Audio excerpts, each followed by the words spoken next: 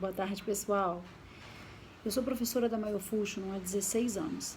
Assim que essa técnica chegou no Brasil, eu comecei a utilizar no meu consultório e acho que é um recurso terapêutico sensacional. Ao longo desses 16 anos, dando aula, tem uma pergunta que é bem frequente. E esse vídeo hoje tem só esse objetivo, de explicar a diferença entre uma placa de silicone e de um aparelho TMJ. O fato de ser silicone, a placa de silicone não deve ser utilizada mesmo. A gente aprende isso na faculdade, não é? Por quê?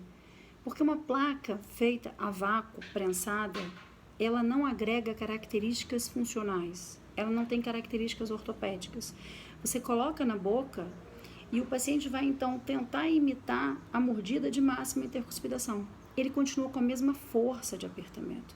Ele continua podendo apertar os dentes mesmo de placa. E por ser de silicone, por ser macia, tudo que a gente lê, que a gente estuda, todos os artigos científicos mostram o quê? Que realmente estimula nesse paciente a vontade de apertar ainda mais. Então, placa de silicone não deve realmente ser usada. A gente está falando do TMJ. TMJ não é placa, é aparelho. Um aparelho de silicone. Mas você disse que não pode usar porque é uma placa de silicone e agora vai poder usar um aparelho de silicone? Sim, porque aqui tem características ortopédicas funcionais. Quando o paciente coloca o TMJ, ele tem um avanço mandibular e uma desoclusão dos dentes posteriores. É como se você utilizasse um SN1, por exemplo, num paciente classe 2. É como se você utilizasse um Equiplan num paciente mordida profunda. O que você faz com esse paciente? Você desoclui os dentes posteriores e traz esse paciente para uma posição mais favorável, mais anteriorizada de DA. E esse paciente perde a capacidade de apertamento. Por quê? Porque você muda a posição, a relação maxilomandibular desse paciente. Então, quando eu coloco um TMJ, ele faz o avanço mandibular, ele desoclui os posteriores e com isso é ativado o quê? O reflexo de nocicepção, igualzinho em qualquer outro aparelho ortopédico com essa intenção.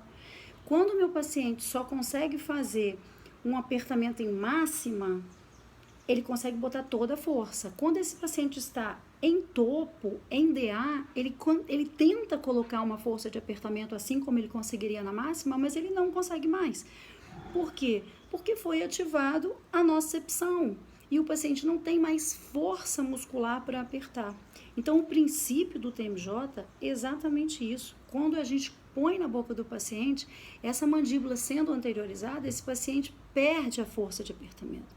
E é aí que os músculos ativadores são desativados. Esses músculos apertadores perdem a capacidade de apertar.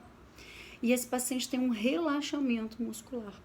O fato de ser de silicone já não importa mais, porque o que importa são as características funcionais, as características ortopédicas desse aparelho. Sem contar que o silicone não tem nada a ver com uma placa a vácuo. Uma placa a vácuo tem um silicone comum que todo mundo conhece. Esse silicone é um silicone especial, é o mesmo silicone que faz catéter, é um silicone hospitalar. Textura, tudo diferente.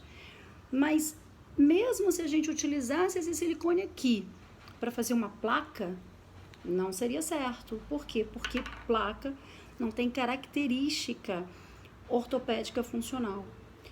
O aparelho, o que mais diferencia é exatamente isso.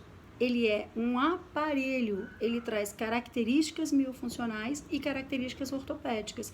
Sempre que eu coloco um aparelho, seja de silicone, seja de acrílico, seja de qualquer outro material, que agrega características ortopédicas funcionais, que eu trago essa mandíbula para a anterior, eu vou desativar os músculos. Então, o meu paciente com TMJ não tem a mesma capacidade de apertamento. As dores somem, os músculos relaxam por causa das características. Eu sou especialista em disfunção temporomandibular e dor orofacial e sou totalmente contra placa de silicone. Mas utilizo o TMJ no meu consultório muito no meu dia a dia. muitos pacientes utilizando. É um recurso fantástico. Placa, não. TMJ, sim.